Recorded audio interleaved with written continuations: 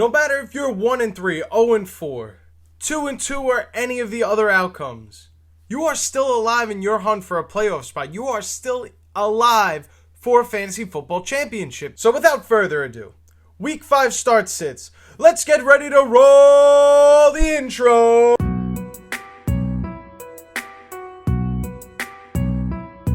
Before we go ahead and break down any of the Week 5 matchups, it is good to keep in mind that these four teams, the Atlanta Falcons, Chicago Bears, Green Bay Packers, and Pittsburgh Steelers, are on a bye this week, so you cannot start any of those players. There is no game for them. I am not breaking any news by saying that. You all already knew this. So let's go ahead and just break down the Thursday night matchup. The LA Rams are going up against the San Francisco 49ers. At the time of me recording this video, it seems that Brock Purdy is still questionable, and so is Ricky Pearsall. I would probably say that it may be in our best inclination as of now to just assume that Ricky Pearsall may not play in Week 5. I have no information or any real news to base this off of, but just considering that he was questionable going into last week, he did give it a go, he did end up getting hurt with a different injury, I think it would make sense to at least expect or predict that he's going to be out in this short turnaround game in Week 5, but I could be wrong. Both of these quarterbacks in this matchup find themselves right outside of the top 12, so they're neither ideal starting spots, even if Mac Jones is the starter. Kyren Williams, I would temper expectations on in this one. CMC is obviously a locked-in, must-start RB1, probably RB1 overall this season. Jawan Jennings must be started. We don't know who's going to play in terms of the wide receiver room of the 49ers. If for some reason Ricky Pearsall is not able to go, definitely keep your eye on and monitor the status of Kendrick Bourne. This is someone they just recently re-signed after he was cut by the Patriots. This is someone that knows this offense very well. It's a short turnaround game, mind you. So if you play DFS, maybe sprinkle in some Kendrick Bourne. Not saying you have to start him this week, but it's someone to keep in mind if Ricky Pearsall is out and you're desperate at the position. Moving on to Vikings Browns, this is another early game. I said London last week when it was Germany. That's my bad. I'm just going to call them early games so I don't mess that up for the future. I don't think you could start either quarterback in this matchup. I do like Quinshon Judkins a lot. Jordan Mason, I would temper expectations on. In terms of who you could play as the pass catchers, it's really Justin Jefferson. I think Jordan Addison finds himself right at that 30th best wide receiver of the week this week. Everyone else I probably wouldn't touch, but Isaiah Bond is an intriguing option and someone that we should keep an eye on. Maybe he's a future waiver wire candidate on the channel. And even though we're keeping an eye out on Isaiah Bond, we're not starting him and we're tempering our expectations for all the Browns pass catchers because we don't really know what to expect from Dylan Gabriel in his first NFL start. Moving on to what should be the best fantasy football matchup of the week. The New York Jets are playing against the Dallas Cowboys, hosting them in MetLife, and this should probably be a game where both teams score 30 points comfortably. We're talking about somebody like George Pickens could finish inside of the top 5 for this week. So Garrett Wilson, George Pickens, those players are no doubt must be started in this matchup. Justin Fields, I think, is a great quarterback play this week if you have him.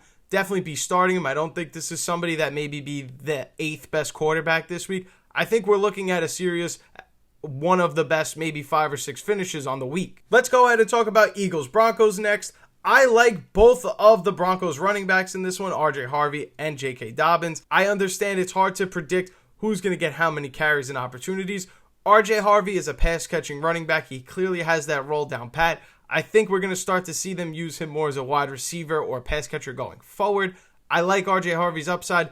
Definitely J.K. Dobbins. This is a run defense that is definitely susceptible. We saw what the Eagles defense looked like against Javonte Williams in Week 1, albeit without Jalen Carter. But we know that running backs can have success against this defense, so we like J.K. Dobbins in this one. And I also think RJ Harvey is a borderline flex play if need be. You don't need me to tell you this. We're obviously starting Saquon Barkley and Jalen Hurts. We're tempering our expectations on pass catchers, though, and that does include A.J. Brown, obviously. And for the Broncos wide receivers room, I think this means everyone has to be tempered in that regard as well. Courtland Sutton can be played. That's a fine start, but Troy Franklin, And just like that, we're off to what I think is the legend of Woody Marks. The Ravens are playing the Texans. Everybody is all in on Woody Marks this week. That doesn't make me feel good as a fantasy football player. Usually when we see everybody start to connect the dots on something that isn't there before it already could be there, we are kind of wrong about these things in most spots. I remember being a big proponent of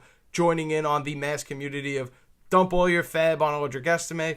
No, I don't think this is an Audric Estime situation, but I think, yes, we have a great matchup this week against the Baltimore Ravens. I don't know if this is your league-winning running back going forward, but I could be wrong. For what this means in Week 5, Woody Marks, because that's what this video is really about, Woody Marks definitely projects as a top 20 running back this week and should definitely be started if you have him. The Ravens defense has given up a lot of points, so maybe we could finally see Nico Collins and Woody Marks break out. Maybe CJ Stroud will have a great game. In terms of the other side of the ball, we're definitely starting Derrick Henry. There was no chance we were benching him to begin with. I think we're going to see Justice Hill have an expanded role yet again, so that may be frustrating for you Derrick Henry fantasy owners, but I think in this game script, they may look to throw a little more out of the backfield to a pass-catching back like Justice Hill. Make it a little easier for the quarterback that is Cooper Rush and not Lamar Jackson, obviously. Speaking of Cooper Rush, he is a desperate quarterback play at best, and you're going to temper your expectations on these pass catchers because we don't really know what this offense is going to look like. We should see Isaiah Likely back in this game, so it's going to be interesting who gets the pecking order of the most targets. We had Zay Flowers running away with it. Mark Andrews made his case for it the last couple of weeks. Now Isaiah Likely's being thrown into the mix. We have Rashad Bateman, obviously, who's yet to get going. DeAndre Hopkins is there. So there are a lot of mouths to feed in this offense in terms of the wide receiver room. And it's going to be interesting to see how this all pans out. Giants Saints. Now, this one should be pretty quick. You can start Jackson Dart if you need to. I'm definitely starting Wan'Dale Robinson if I have the chance to. Theo Johnson, I know I said that this is a must-add tight end this week. I don't think this is a good matchup. I don't think you could play him this week. Alvin Kamara obviously has to be started. Chris Olave should be started even though you need to temper your expectations every single week, it feels like. Darius Slayton is a desperate flex play given the absence of Malik Neighbors. He should see a bump and increase in target share. And Jawan Johnson is a solid tight end play. Shall we proceed? Now let's move on to the Colts versus the Raiders, where Daniel Jones should be a back-end QB1, a solid start.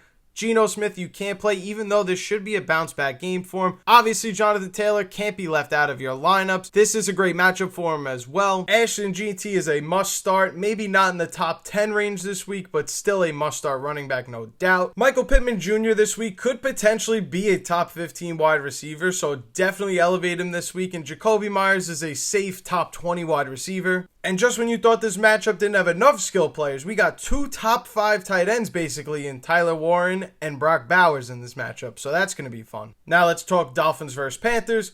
Chuba and Achane are obviously must-start players this week. Jalen Waddle, with the absence of Tyreek Hill, becomes must-start every week now. If you have to, you can play Malik Washington. Darren Waller is a starting tight end now. And you can't start the quarterbacks in this matchup. But you know what quarterback you can start? Let's talk Tampa Bay versus the Seattle Seahawks.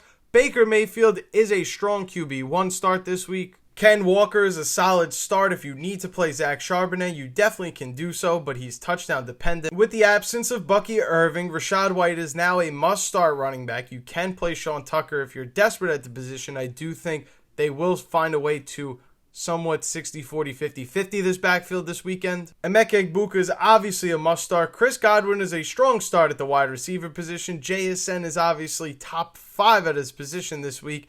And Torrey Horton is an interesting flex play if you need it. I personally am going to be looking at the matchup of tight end. I think Elijah Arroyo should have a breakout game if he's continuing to play more and more snaps with the Seattle Seahawks.